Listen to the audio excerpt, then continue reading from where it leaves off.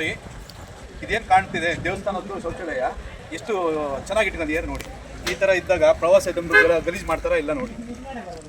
ಬನ್ನಿ ಇಲ್ಲಿ ನೋಡಿ ತೋರಿಸ್ತೀವಿ.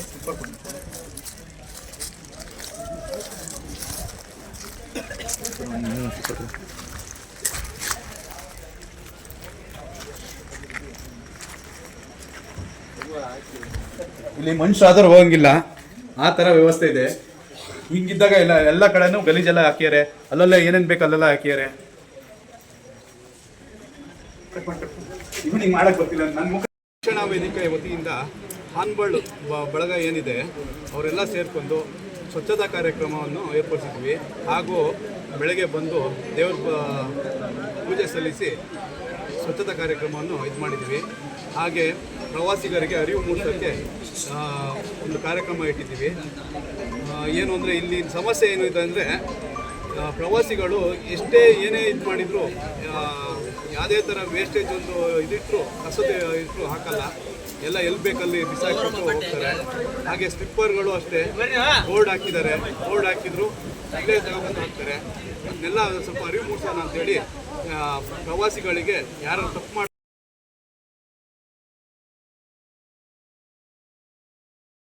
ಇಂದು ಈ ಬೆಟ್ಟದ ಭೈರವೇಶ್ವರ ದೇವಸ್ಥಾನದಲ್ಲಿ ಕರ್ನಾಟಕ ರಕ್ಷಣಾ ವೇದಿಕೆಯಿಂದ ಸ್ವಚ್ಛತಾ ಕಾರ್ಯಕ್ರಮ ಹಮ್ಮಿಕೊಂಡಿರ್ತಕ್ಕಂಥದ್ದು ಭಾಳ ಒಂದು ಒಳ್ಳೆಯ ವಿಚಾರ.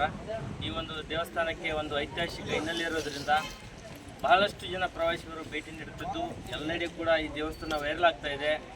ಈ ದೇವಸ್ಥಾನದಲ್ಲಿ ಪುರಾತನದಿಂದ ಏನು ಒಳ್ಳೆಯ ದೇವಸ್ಥಾನ ಪಾಂಡವರ ಕಾಲದಲ್ಲಿ ಹೇಳ್ತಾ ಇರ್ತಾರೆ, ಆ ದೇವಸ್ಥಾನಕ್ಕೆ ಒಳ್ಳೆಯ ಒಂದು ಮೂಲಭೂತ ಸೌಕರ್ಯಗಳ ಅವಶ್ಯಕತೆ ಭಾಳ ಇದೆ. ಹೆಣ್ಮಕ್ಳು ಬರ್ತಿದ್ದಾರೆ, ಹುಡುಗರು ಬರ್ತಿದ್ದಾರೆ, ದೊಡ್ಡವರು ಬರ್ತಿದ್ದಾರೆ, ಶೌಚಾಲಯದ ವ್ಯವಸ್ಥೆ ಇಲ್ಲ. ಆಮೇಲೆ ಇಲ್ಲಿ ಸಂಬಂಧಿಸಿದಂಥ ಯಾವುದೇ ಇಲಾಖೆ ಇರ್ಬೋದು, ಇದನ್ನು ಸ್ವಲ್ಪ ಗಮನ ಕೊಟ್ಟು ಪ್ರವಾಸಿಗರಿಗೆ ಅನುಕೂಲ ಮಾಡಿಕೊಡಬೇಕು. ಈ ಒಂದು ರಕ್ಷಣಾ ವೇದಿಕೆದವರು ಇದನ್ನು ಅರಿವು ಮೂಡಿಸ್ತಕ್ಕಂಥ ಕೆಲಸ ಭಾಳ ಒಂದು ಶ್ಲಾಘನೀಯ. ಅವರಿಂದನೇ ಕೂಡ ಕುಡಿಯ ನೀರಾಗಿರ್ಬೋದು, ಶೌಚಾಲಯಗಳಿರ್ಬೋದು, ಒಂದೊಂದು ರೀತಿ ಒಂದು ಮಾಡಿಕೊಟ್ರೆ ಇನ್ನೂ ಕೂಡ ಇದು ಐತಿಹಾಸಿಕ ಸ್ಥಾನ ಆಗಿ ದೇಶ ತುಂಬ ಕೂಡ ಒಂದು ಒಳ್ಳೆಯ ಹೆಸರನ್ನು ಪಡ್ತಕ್ಕಂಥ ದೇವಸ್ಥಾನ ಆಗ್ತದೆ. ಇದರ ಬಗ್ಗೆ ಸಂಬಂಧಿಸಿದವರು ಗಮನ ಹರಿಸಬೇಕು.